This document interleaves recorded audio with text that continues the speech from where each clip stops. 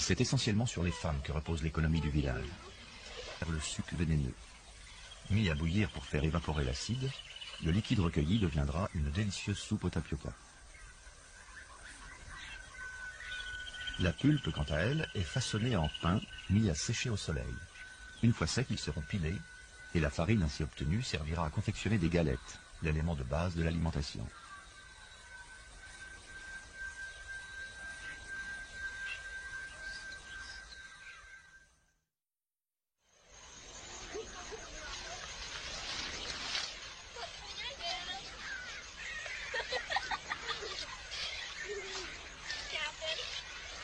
Quand les femmes ne sont pas occupées à récolter ou à préparer le manioc, elles vont dans la forêt ramasser du coton sauvage.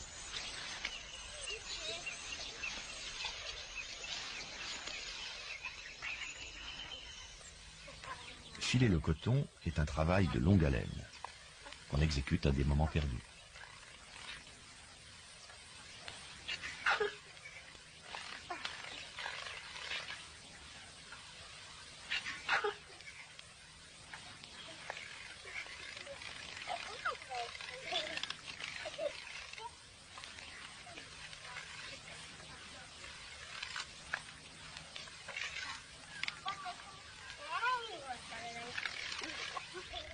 Si le coton est filé, ce n'est donc pas pour faire des vêtements, mais pour tisser soit les ceintures dont les hommes se parent pendant les fêtes, soit les bandes qui protègent leurs genoux durant les compétitions de lutte. Et aussi bien sûr pour confectionner les hamacs, l'élément essentiel, si ce n'est unique, du mobilier des Indiens, la couche idéale dans la forêt équatoriale.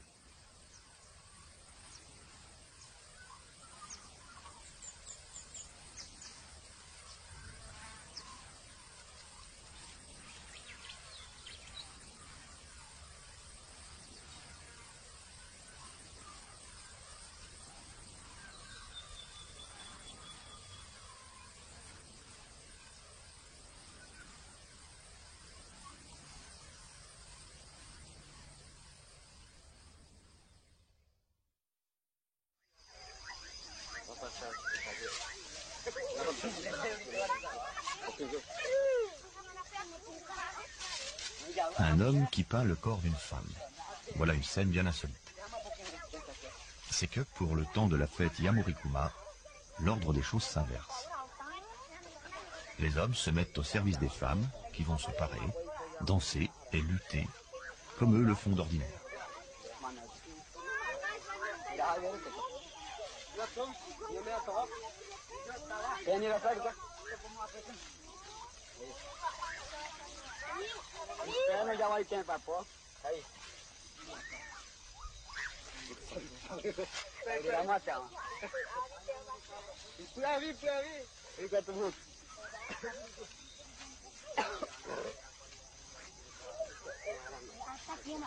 Peinture noire tirée des fruits du génipa, peinture rouge, des graines de roku.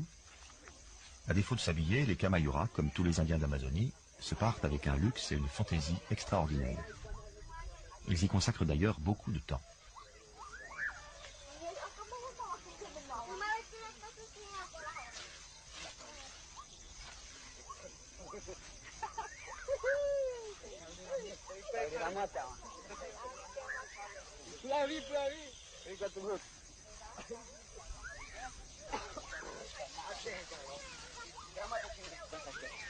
Papillons, serpents, armadillos, chauves-souris, poissons. Sous les mains expertes des hommes, les corps nus se couvrent de motifs symbolisant les animaux réels et mythiques qui peuplent la forêt et l'histoire des Kamayuras.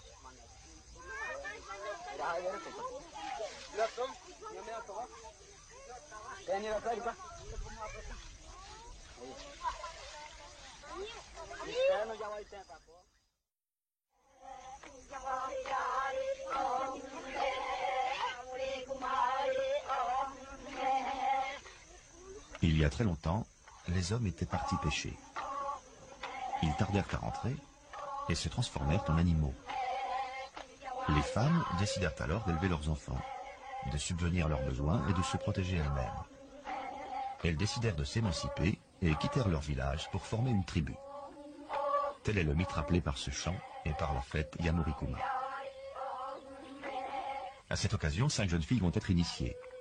Elles vivent recluses depuis 6 mois, depuis qu'elles ont atteint l'âge de la puberté. Leur peau a pâli et leurs cheveux ont poussé au point de couvrir leur visage.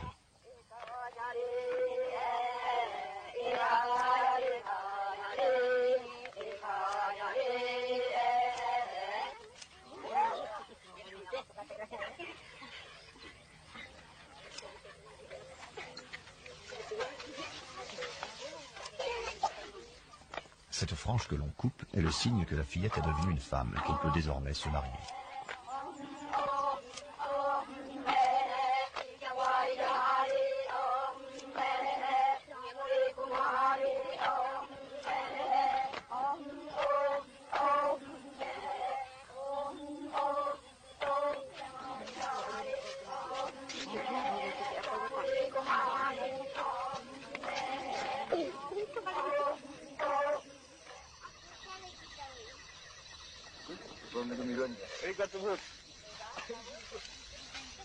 Nourrir les femmes fait également partie des tâches dévolues aux hommes pendant la fête. Une fois n'est pas coutume, les femmes feront la loi au village durant les 4 semaines que dure la cérémonie.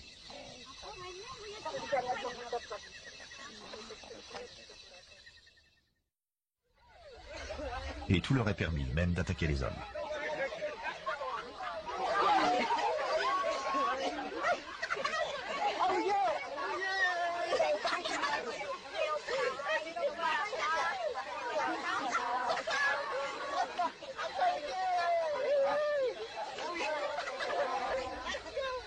Étrange attaque d'ailleurs que celle-là, où il ne s'agit ni de blesser ni de tuer, mais de chatouiller les victimes des pieds à la tête. N'importe quel homme peut en être la cible.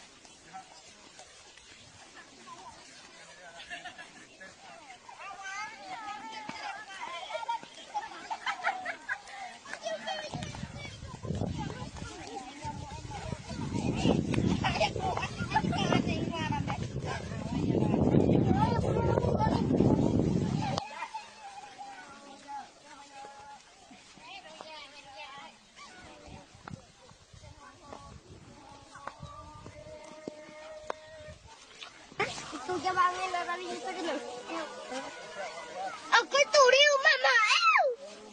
Oh mama babiru.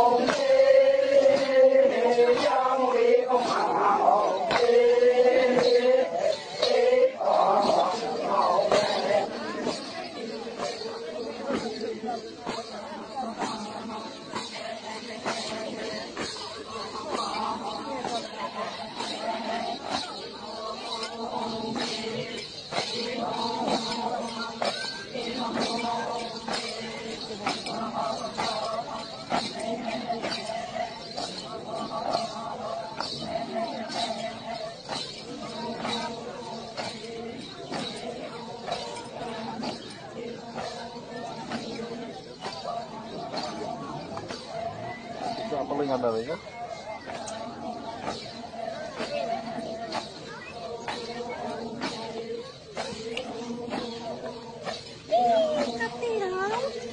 Ini apa yang jadi licin? Ini apa?